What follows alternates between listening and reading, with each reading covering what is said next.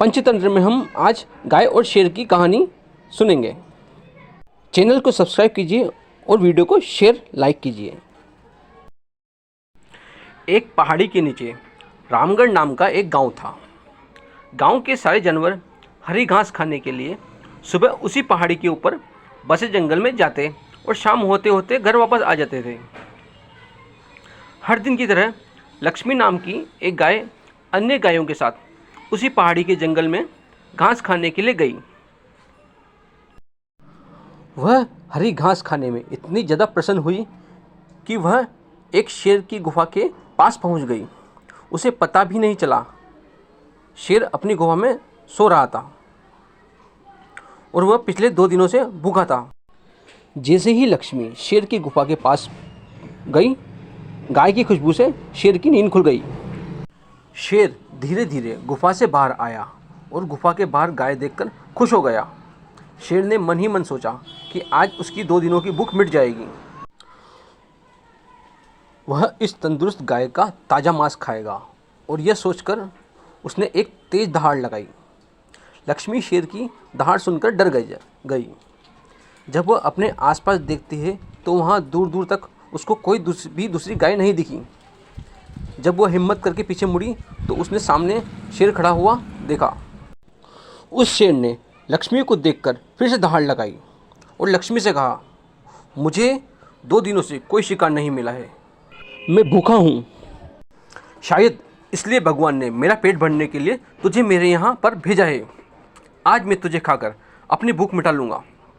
शेर की बात सुनकर लक्ष्मी डर जाती है। वह रोते हुए शेर से कहती है, मुझे जाने दो, मुझे मत खाओ। मेरा एक छोटा बच्चा है जो अभी सिर्फ मेरा ही दूध पीता है और उसे घास खाना अभी तक नहीं आया है। लक्ष्मी की बात सुनकर शेर हंसते हुए कहता है, तो क्या मैं अपने हाथ में आए शिकार को ऐसे ही जाने दूं? मैं तो आज तुझे खाकर अपनी 2 दिनों की भूख मिटाऊंगा।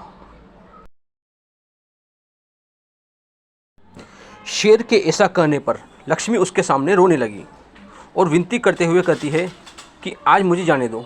मैं आज अपने बछड़े को आखिरी बार दूध पिला दूंगी और उसे बहुत सारा प्यार करके कल सुबह होते ही तुम्हारे पास आ जाऊंगी। फिर तुम मुझे खा लेना और अपना भूखा पेट भर लेना।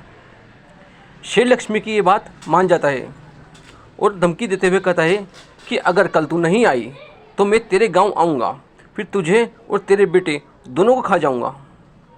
लक्ष्मी शेर की ये बात सुनकर खुश हो जाती है और शेर को अपना वचन देकर गांव वापस चली जाती है। वहाँ से वह सीधे अपने बछड़ों के पास जाती है, उसे दूध पिलाती है और बहुत सारा प्यार करती है। फिर बछड़े को शेर के साथ हुई सारी घटना बताती है और कहती है कि उसे अब अपना ख्याल खुद ही रखना होगा।